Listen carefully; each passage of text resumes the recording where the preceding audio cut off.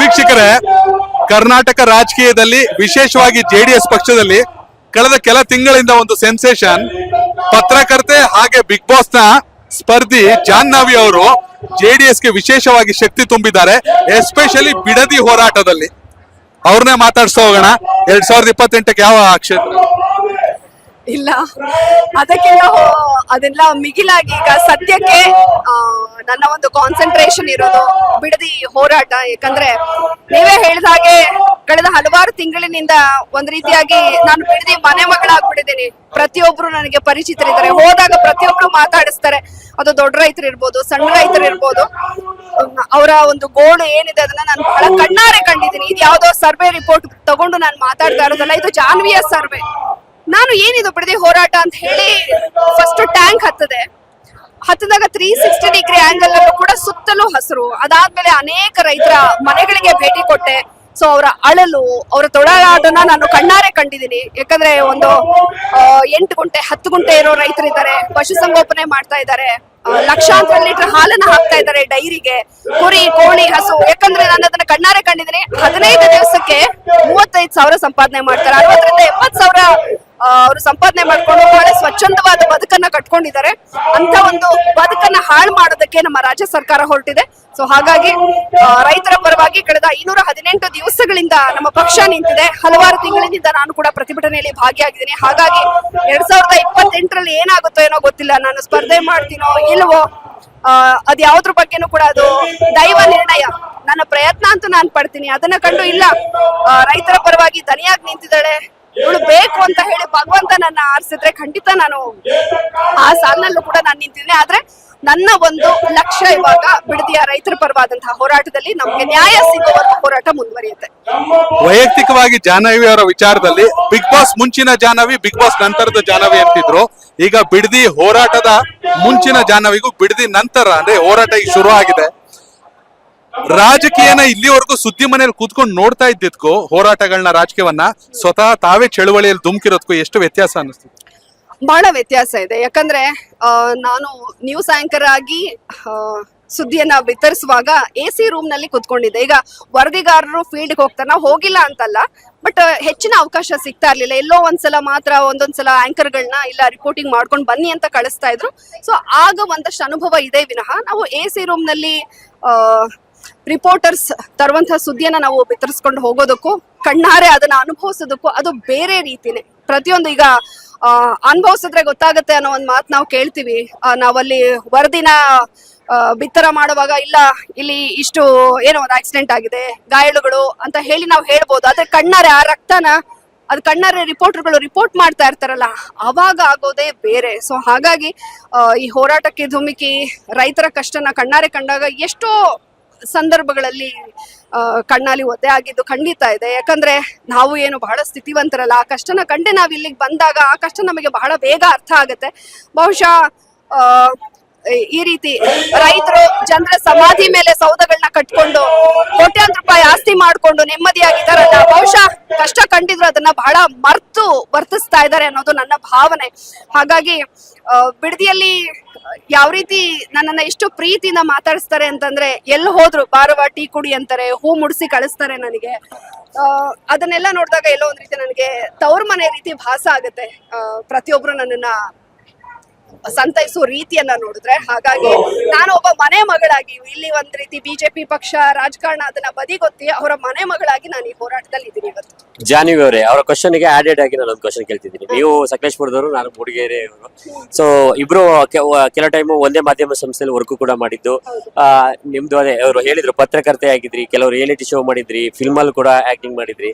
So ಹೇಳಿದ್ರಿ ಅದಕ್ಕೂ ಇದಕ್ಕೂ ಈಗ ಬಂದಿರುವಂತದ್ದು ರಾಜಕೀಯ ಕ್ಷೇತ್ರಕ್ಕೆ ಯಾವ ರೀತಿ ಭಿನ್ನ ಆಗಿದೆ ಅನ್ನುವಂಥದ್ದು. ಅದ್ರ ಜೊತೆಗೆ ಎಷ್ಟು ಅಂದ್ರೆ ಅಲ್ಲ ಎಲ್ಲಾದ್ರೂ ಇಲ್ಲ ಹಿಂದೆ ಇದ್ದಂತ ಏನೊಂದು ಕ್ಷೇತ್ರ ಇತ್ತು ಅದೇ ಚೆನ್ನಾಗಿತ್ತು, ಇದು ಬೇಡಪ್ಪ ಬೇಡ ಆ ರೀತಿ ಏನಾದ್ರು ಅನಿಸ್ತಿದ್ಯಾ ಅನ್ನುವಂಥದ್ದು. ಯಾಕಂದ್ರೆ ಇಷ್ಟೆಲ್ಲ ನೀವು ಹೇಳಿದ್ರಿ, ಅಲ್ಲಿ ನಿಂತ್ಕೊಂಡು ವಾರ್ತೆಯನ್ನ ಅಥವಾ ನ್ಯೂಸ್ ಆಂಕರಿಂಗ್ ಮಾಡೋದೇ ಬೇರೆ, ಪ್ರಾಕ್ಟಿಕಲ್ ಆಗಿ ಇಲ್ಲಿ ಬಂದ್ ಮಾಡೋದೇ ಅಂತಂದ್ರೆ. ಸೊ ಈ ಅನುಭವನ ನೋಡ್ಕೊಂಡ್ರೆ ಹೇಗೆ ಅನಿಸ್ತಿದೆ? ನಿಜ, ನನ್ಗೆ ಯಾವತ್ತೂ ಕೂಡ ನಾನು ಪಕ್ಷನ ಸೇರಿ 3ರಿಂದ 4 ತಿಂಗಳಾಗಿದೆ. ಆ ಹಂತದಲ್ಲಿ ಎಲ್ಲೂ ಕೂಡ ನನಗೆ ಬರಬಾರ್ದಾಗಿತ್ತು, ಅಯ್ಯೋ ಈ ಹೋರಾಟ ಎಲ್ಲ ಯಾಕೆ ಬೇಕು ಅಂತ ನನ್ಗೆ ಯಾವತ್ತೂ ಅನ್ಸಿಲ್ಲ. ಯಾಕಂದ್ರೆ ಇದೆಲ್ಲವೂ ನನಗೆ ನೆನ್ನೆ ಮೊನ್ನೆ ಚಿಗುರೊಡೆದಿದ್ದಲ್ಲ. ಚಿಕ್ಕ ವಯಸ್ಸಿನಿಂದ ಒಂದು ಜನಗಳ ಮಧ್ಯದಲ್ಲಿ ಇರ್ಬೇಕು, ಸಮಾಜ ಸೇವೆ ಮಾಡ್ಬೇಕು ಅನ್ನೋದು ಚಿಕ್ಕ ವಯಸ್ಸಿಂದ ಇರುತ್ತೆ. ಬದ್ರೆ ಅದಕ್ಕೆ ಅವಕಾಶಗಳಾಗಿರೋದಿಲ್ಲ. ನಾವೇ ಅರ್ನ್ ಮಾಡ್ತಾ ಇರ್ತೀವಿ, ಒಂದಷ್ಟು ಕಮಿಟ್ಮೆಂಟ್ ಇರುತ್ತೆ, ಮತ್ತೊಂದಿರುತ್ತೆ.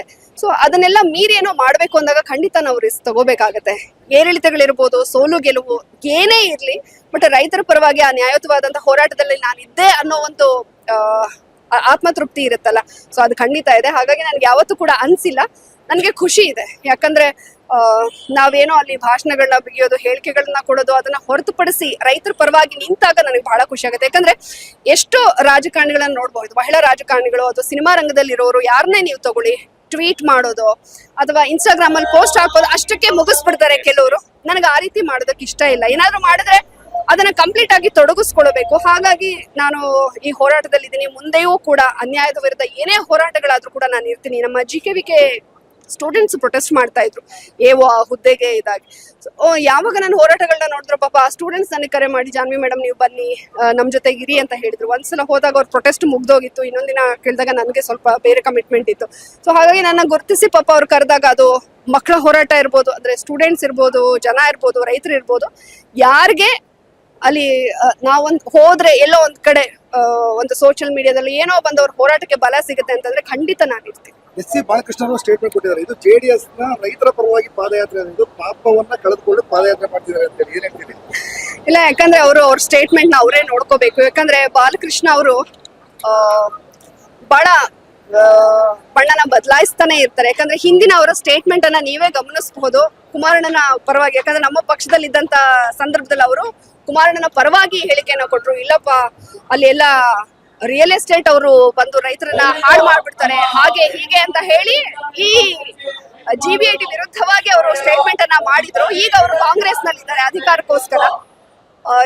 ಸಚಿವ ಸ್ಥಾನನೂ ಕೂಡ ಗಿಟ್ಟಿಸ್ಕೊಂಡ್ರು. ಅದು ಹೇಗ್ ಗಿಟ್ಟಿಸ್ಕೊಂಡ್ರು ಏನು ಅನ್ನೋದು ಎಲ್ಲ ನಮ್ ಕಣ್ಮುಂದೆನೆ ಇದೆ. ಸೊ ಹಾಗಾಗಿ ಬಣ್ಣ ಬದಲಾಯಿಸುವಂತ ಕೆಲಸನ ಬಾಲಕೃಷ್ಣ ಅವರು ಮಾಡ್ತಾ ಇದ್ರೆ ವಿನಃ ಇಲ್ಲಿ ನಾವೇನೋ ನಮ್ಮ ಪಾಪನ ಕಳ್ಕೊಳ್ಳೋದಕ್ಕೆ ಮಾಡ್ತಾ ಇರುವಂತಹ ಪಾದಯಾತ್ರೆ ಅಲ್ಲ. ಇದು ಪ್ರಾಮಾಣಿಕವಾಗಿರುವಂತಹ ಪಾದಯಾತ್ರೆ, ನ್ಯಾಯಸಮ್ಮತವಾದಂತಹ ಪಾದಯಾತ್ರೆ, ನಿಯತ್ತಿ ಇರುವಂತಹ ಪಾದಯಾತ್ರೆ. ಯಾಕಂದ್ರೆ ನಾವು GBIT ಮಾಡಿಯೇ ಸಿದ್ಧ ಅಂತ ಹೇಳಿ ರಾಜ್ಯ ಸರ್ಕಾರ ಏನು ಕೆಟ್ಟ ಹಠನ ಮಾಡ್ತಾ ಇದೆ. ನಾವು ನ್ಯಾಯಯುತವಾಗಿದ್ದೀವಿ, ನಮ್ದು ಒಳ್ಳೆ ಹಠ. ನಾವು ಇದನ್ನ ಇನ್ನೂ ಕೂಡ ತೀವ್ರತರನಾದಂತಹ ಸ್ವರೂಪದಲ್ಲಿ ಮಾಡೋದಕ್ಕೆ ನಾವು ಹೊರಟಿದೀವಿ. ಅವ್ರು ಏನೇ ಸ್ಟೇಟ್ಮೆಂಟ್ ಅನ್ನ ಕೊಡಬಹುದು, ಅವರ ನುಡಿಯನ್ನ ಪ್ರತಿಯೊಬ್ರು ಕೂಡ ಗಮನಿಸ್ತಾ ಇದ್ದಾರೆ. ಇದೇ ಒಂದು ಸ್ವಲ್ಪ ವರ್ಷಗಳ ಹಿಂದೆ ಅವ್ರು ಕೊಟ್ಟಂತಹ ಸ್ಟೇಟ್ಮೆಂಟ್, ಅದು ಕೂಡ ವಿಡಿಯೋ ವೈರಲ್ ಆಗಿತ್ತು. ಸೊ ಅಧಿಕಾರಕ್ಕೋಸ್ಕರ, ಒಂದು ಸ್ಥಾನನ ಗಿಟ್ಟಿಸ್ಕೊಳ್ಳೋದಕ್ಕೋಸ್ಕರ ಅವ್ರು ಯಾರ ಕಡೆ ಬೇಕಾದ್ರೂ ಮಾತನಾಡಬಲ್ರು. ಹಾಗಾಗಿ ಅವರ ಒಂದು ಮಾತಿಗೆ ಯಾವುದೇ ಬೆಲೆ ಇಲ್ಲ. ಈ ಕ್ಷೇತ್ರದಿಂದನೇ ಗೆದ್ದು ಕಷ್ಟ ಏನು, ರೈತರ ಕಷ್ಟ ಏನು ಅಂತ ಹೇಳಿ ಕೇಳಕ್ ಬರ್ದೇ ಇರುವಂತಹ ಬಾಲಕೃಷ್ಣ ಅವ್ರಿಗೆ ಇದ್ರ ಬಗ್ಗೆ ಮಾತಾಡೋದಕ್ಕೆ ನಿಜವಾಗ್ಲೂ ಯೋಗ್ಯತೆ ಇಲ್ಲ ಅಂತ ನಾನು. ತಾವು ಗ್ರೌಂಡ್ ವಿಸಿಟ್ ಎಲ್ಲ ಮಾಡಿದ್ರಿ, ಒಬ್ಬ ಪತ್ರಕರ್ತೆಯಾಗಿ ಯಾವ ರೀತಿಯಾಗಿ ವಿಶ್ಲೇಷಣೆ ಮಾಡ್ತೀವಿ? ಒಬ್ಬ ರಾಜಕೀಯ ಬಿಟ್ಬಿಡಿ, ನೀವು JDS ನಾಯಕಿದ್ರಿ, JDS ಒಬ್ಬ ಪತ್ರಕರ್ತೆಯಾಗಿದ್ದಂತವ್ರು ಯಾವ ರೀತಿಯಾಗಿ ವಿಶ್ಲೇಷಣೆ ಮಾಡ್ತಿದ್ದೀರಿ ಅಂತ? ನಿಜ. ಈಗ ಭೂಸ್ವಾಧೀನ ಕಾಯ್ದೆ ಏನ್ ಹೇಳುತ್ತೆ, 80% ರೈತರು ಒಪ್ಪಿದಾಗ ಮಾತ್ರ ಅವರ ಜಮೀನನ್ನ ತೆಗೆದುಕೊಳ್ಳೋದಕ್ಕೆ ಅವಕಾಶ ಇರುತ್ತೆ. ಇಲ್ಲಿ 80% ರೈತರು ಒಪ್ಪಿದಾರಾ, ಅಥವಾ ಇವ್ರೇನಾದ್ರೂ ಯಾವ್ದಾದ್ರು ಒಂದು ಸಮಿತಿಯನ್ನ ರಚನೆ ಮಾಡಿ ರೈತರ ಪರವಾಗಿ ಎಷ್ಟಿದ್ದಾರೆ, ಅಂದ್ರೆ ಜಮೀನನ್ನ ಕೊಡೋಕೆ ಪರವಾಗಿ ಎಷ್ಟು ಜನ ಇದ್ದಾರೆ, ವಿರೋಧವಾಗಿ ಎಷ್ಟು ಜನ ಇದ್ದಾರೆ, ಯಾರ್ಯಾರಿಗೆ ಎಷ್ಟೆಷ್ಟು ಎಕರೆ ಜಮೀನಿದೆ, ಅವರ ಒಂದು ದಿನಚರಿ ಯಾವ ರೀತಿಯಾಗಿರುತ್ತೆ, ಅಥವಾ ಪಶುಸಂಗೋಪನೆ ಮಾಡೋರು, ಅಂದ್ರೆ ಒಟ್ಟಾರೆಯಾಗಿ ಅವ್ರು ಯಾವ ರೀತಿಯಾಗಿ ಬದುಕನ್ನ ಕಟ್ಕೊಂಡಿದ್ದಾರೆ ಅನ್ನೋದಕ್ಕೆ ಒಂದು ಸಮಿತಿಯನ್ನ ರಚನೆ ಮಾಡುವಂತ ಕೆಲಸನ ಆರಂಭದಲ್ಲಿ ಮಾಡ್ಬೇಕಾಗಿತ್ತು. ಅದ್ ಯಾವುದನ್ನು ಕೂಡ ಮಾಡಿಲ್ಲ. ಒಟ್ಟಾರೆಯಾಗಿ ಭೂಸ್ವಾಧೀನ ಕಾಯ್ದೆಯ ನಿಯಮಗಳನ್ನ ಗಾಳಿಗೆ ತೂರಿ ದಬ್ಬಾಳಿಕೆ, ದೌರ್ಜನ್ಯದಿಂದ ರೈತರ ಜಮೀನನ್ನ ಕಿತ್ಕೊಳ್ಳೋದಕ್ಕೆ ರಾಜ್ಯ ಸರ್ಕಾರ ಹೊರಡ್ತಾ ಇದೆ. ಹಾಗಾಗಿ ಒಬ್ಬ ಪತ್ರಕರ್ತೆಯಾಗಿ ನೋಡೋದಾದ್ರೆ ಇಲ್ಲಿ GBIT ಅನ್ನ ಮಾಡೋದಕ್ಕೆ ಅವಕಾಶನೇ ಇಲ್ಲ. ಯಾಕಂದ್ರೆ ಖುದ್ದು ನನ್ನ ಸರ್ವೆಯನ್ನೇ ನಾನು ಹೇಳೋದಾದ್ರೆ, ಹಲವಾರು ರೈತರ ಮನೆಗಳಿಗೆ ಭೇಟಿಯನ್ನ ಕೊಟ್ಟಿದ್ದೀನಿ. 7 ಗುಂಟೆ 8 ಗುಂಟೆ ಇರೋರಿದ್ದಾರೆ, ಅವಿದ್ಯಾವಂತರು ಇದ್ದಾರೆ, ಬಹಳ ವಯಸ್ಸಾಗಿರೋರು ಇದ್ದಾರೆ. ದಿಢೀರ್ ಅಂತ ಅವರ ಜಮೀನನ್ನ ಕಿತ್ಕೊಂಡ್ಬಿಟ್ರೆ ಅವ್ರು ಎಲ್ಲಿಗೆ ಹೋಗ್ಬೇಕು? ಹಾಗಾಗಿ ಕಣ್ಣಾರೆ ಕಂಡಿದ್ದೀನಿ ಅವರ ಒಂದು ವಾಸ್ತವ ಪರಿಸ್ಥಿತಿ ಹೇಗಿದೆ ಅಂತ. ಹಾಗಾಗಿ ಇಲ್ಲಿ GBIT ಮಾಡೋದಕ್ಕೆ ಬರೋದೇ ಇಲ್ಲ. ಸೋಷಿಯಲ್ ಮೀಡಿಯಾದಲ್ಲಿ ನೀವು ಕಾಣಿಸ್ಕೊಂಡ ಬಳಿಕ ಈಗ ಬಿಡದಿ ಭೂಸ್ವಾಧೀನದ ಸಂಬಂಧಪಟ್ಟ ಹಾಗೆ ನಿಮ್ಮ ವಿಡಿಯೋಗಳು, ನೀವೇನೋ ರೈತರ ಜಮೀನುಗಳಿಗೆ ಹೋಗಿ ಮಾಡಿದಂತ ವಿಡಿಯೋ ಸಿಕ್ಕಾಪಟ್ಟೆ ವೈರಲ್ ಆಯ್ತು. ಹೊಸ ಡಿಬೇಟ್, ಬಹುಶಃ JDS ನ ಸೋಷಿಯಲ್ ಮೀಡಿಯಾ ಟೀಮಿಗೆ ಒಂದು ಹೊಸ ಎನರ್ಜಿ ಕೊಟ್ಟಂತವ್ರು ನೀವೇ.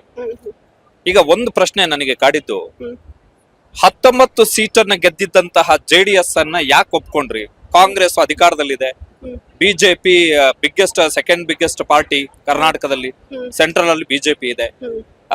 JDS ಅನ್ನ ಕರ್ನಾಟಕದಲ್ಲಿ ಮುಳುಗುವ ಹಡಗು, ಇದು ಮತ್ತೆ ಎದ್ದೇಳಲ್ಲ ಈ ಪಕ್ಷ ಅಂತೇಳಿ ಜನ ಮಾತಾಡ್ತಿರುವ ಹೊತ್ತಲ್ಲಿ ಜಾಹ್ನವಿ ಅವರಿಗೆ ನಿಮ್ಗೆ ಸುದ್ದಿನ ಜಾನರು ಇದೆ, ನೀವು ಪತ್ರಕರ್ತೆ ಆಗಿತ್ತು, ಯಾಕೆ JDS ಅನ್ನ ಆಯ್ಕೆ ಮಾಡ್ಕೊಂಡ್ರಿ ಅಂತ? ನನಗೆ ಅಧಿಕಾರನೋ ಅಥವಾ ದುಡ್ಡು ಮಾಡ್ಬೇಕು ಅಂತನೋ, ಅಧಿಕಾರ ಅನುಭವಿಸ್ಬೇಕು ಆ ಒಂದು ಉದ್ದೇಶ ಇಟ್ಕೊಂಡು ನಾನು ಬಂದಿದ್ರೆ ಬಹುಶಃ ನಾನು ಕಾಂಗ್ರೆಸ್ಗೂ ಹೋಗ್ಬೋದಾಗಿತ್ತು, ಬಿಜೆಪಿಗೂ ಹೋಗ್ಬೋದಾಗಿತ್ತು. ನೀವೇ ಹೇಳಿದಾಗೆ ನಾವು ಮಾಧ್ಯಮದಲ್ಲಿ ಒಂದು ಸುದೀರ್ಘ 12 ವರ್ಷಗಳ ಕಾಲ ಕೆಲಸ ಮಾಡಿರೋದ್ರಿಂದ ಎಲ್ಲಾ ಪಕ್ಷಗಳಲ್ಲೂ ಪರಿಚಿತರಿದ್ದಾರೆ. ಸೊ ನಿಜ ಹೇಳ್ಬೇಕು ಅಂದ್ರೆ ನನಗೆ ಮೊದಲು ಒಂದು ಆಫರ್ ಅಂತ ಬಂದಿದ್ದು ಬಿಜೆಪಿ ಪಕ್ಷದಿಂದ. ನಾನು 3000 ಮಠಕ್ಕೆ ಹೋಗಿದ್ದೆ. ಅಲ್ಲಿ ಒಂದು ಭಾಷಣ ಮಾಡಿದಂತ ಸಂದರ್ಭದಲ್ಲಿ RSS ಹಿನ್ನೆಲೆ ಉಳ್ಳಂತ ಒಬ್ಬ ನಾಯಕರು ನನಗೆ, ಇಲ್ಲ ನೀವು ಮಾತಾಡೋದೆಲ್ಲ ಬಹಳ ಚೆನ್ನಾಗಿ ಮಾಡ್ತೀರಾ ಅಂದ್ರೆ, ನಾನು ಈಗೇನು ಸಣ್ಣ ಪುಟ್ಟದ ಸೋಷಿಯಲ್ ಸರ್ವಿಸ್ ಮಾಡ್ತಾ ಇದ್ದೆ ಅದೆಲ್ಲ ಬಹುಶಃ ನೀವು ರಾಜಕೀಯಕ್ಕೆ ಸೂಟ್ ಆಗುತ್ತೆ, ಬನ್ನಿ RSS ನ ಹಿರಿಯ ಮುಖಂಡರನ್ನ ಭೇಟಿ ಮಾಡಿಸ್ತೀನಿ ಹಾಗೆಲ್ಲ ಹೇಳಿದ್ರು. ಬಟ್ ನನಗೆ ಸದ್ಯಕ್ಕೆ ಆಲೋಚನೆ ಇಲ್ಲ ಅಂತ ಹೇಳಿ ನಾನು ತಳ್ಕೊಡ್ತಾ ಬಂದಿದ್ದೆ. ಕಾಂಗ್ರೆಸ್ನಲ್ಲೂ ಕೂಡ ಅನೇಕ ನಾಯಕರು ಪರಿಚಿತರೇ ಇದ್ದಾರೆ. ಯಾವ್ಯಾವ್ದೋ ಒಂದು ಪ್ರಾಜೆಕ್ಟ್ ವಿಚಾರವಾಗಿ ಭೇಟಿ ಮಾಡಿದಾಗ್ಲೂ ಬಂದ್ಬಿಡಿ ಮೇಡಮ್ ನಮ್ಮ ಪಕ್ಷಕ್ಕೆ ಅಂತ ಹೇಳಿದವರು ಕೂಡ ಇದ್ದಾರೆ. ಬಟ್ JDS ಯಾಕೆ ಅಂತಂದ್ರೆ, ನೀವು ಹೇಳಿದಾಗೆ 19 ಸೀಟ್ ಇದೆ, ನಾವು ಅಧಿಕಾರದಲ್ಲಿ ಇಲ್ಲದೆ ಇರ್ಬೋದು ಅಥವಾ ಹೆಚ್ಚಿನ ಸ್ಥಿತಿವಂತಿಕೆ ಇಲ್ಲದೆ ಇರ್ಬೋದು, ಯಾಕಂದ್ರೆ ಕಂಪೇರ್ ಟು ಬಿಜೆಪಿ ಕಾಂಗ್ರೆಸ್. ಆದ್ರೆ ನ್ಯಾಯ ಇದೆ ಅಂತ ನಾನು ಭಾವಿಸ್ತೀನಿ. ಯಾಕಂದ್ರೆ ಇಲ್ಲಿ ರಾಜಕಾರಣ ನಾಯಕರು ಅನ್ನೋದಕ್ಕಿಂತ ಹೆಚ್ಚಾಗಿ ಮಣ್ಣಿನ ಮಕ್ಕಳು ಅಂತ ಹೇಳಿ ಕರೆಸ್ಕೊಂಡಿದ್ದಾರೆ. ಅಪ್ಪಾಜಿಯವರ ಒಂದು ಸುದೀರ್ಘ 75 ವರ್ಷದ ರಾಜಕೀಯ ಜೀವನ ನೀವು ಗಮನಿಸಿದ್ರೆ, ಅವ್ರು ಒಂದ್ ವೇಳೆ ಸ್ವಾರ್ಥ ರಾಜಕಾರಣಿಯಾಗಿ ಅಧಿಕಾರದ ಹಪಹಪಿತನ ಇದ್ದಿದ್ರೆ ಅವ್ರು ಬಹುಶಃ ಹೆಚ್ಚಿನ ವರ್ಷಗಳ ಕಾಲ ಅವರು ಆಡಳಿತ ರೂಲಿಂಗ್ ಅಲ್ಲೇ ಇರ್ಬೋದಾಗಿತ್ತು. ಆದ್ರೆ ಅವರು ಸ್ವಾಭಿಮಾನಕ್ಕೆ ಮತ್ತೊಂದು ಹೆಸರೇ ದೇವೇಗೌಡರು. ಸ್ವಾಭಿಮಾನ ಅಂತ ಬಂದಾಗ, ರಾಜ್ಯದ ಜನರ ಅಸ್ಮಿತೆ ಅಂತ ಬಂದಾಗ ಅದನ್ನೇ ಅವರು ಚೂಸ್ ಮಾಡ್ಕೊಂಡಿದ್ದಾರೆ ಹೊರತು ರಾಜಕಾರಣ ಅಲ್ಲ. ಈ ಎಲ್ಲ ಆ ಪ್ರಿನ್ಸಿಪಲ್ಸ್ ಏನೋ ಅದು ನನಗೆ ಬಹಳ ಸೆಳೀತು. ರೈತರ ಪಕ್ಷ, ಮಣ್ಣಿನ ಮಕ್ಕಳ ಪಕ್ಷ, ನಾವು ಅಧಿಕಾರದಲ್ಲಿ ಇಲ್ಲದೇ ಇದ್ರೂ ಪರವಾಗಿಲ್ಲ, ನ್ಯಾಯಯುತ ಹೋರಾಟದಲ್ಲಿ ನಾನು ಇರೋದಕ್ಕೆ ನಾನು ಇಚ್ಛೆ ಪಡ್ತೀನಿ. ಎಸ್ ವೀಕ್ಷಕರೇ, ಇದು ಜಾಹ್ನವಿ ಅವರ ಮಾತು. ಆಡಳಿತ ಅಧಿಕಾರಕ್ಕಿಂತ ಸೇವೆ ಮತ್ತು ಸಿದ್ಧಾಂತ ಮುಖ್ಯ, ಹೀಗಾಗಿ JDS ಪಕ್ಷ ಅಂತ ಹೇಳಿದ್ದೀರಾ. ಒಳ್ಳೇದಾಗ್ಲಿ.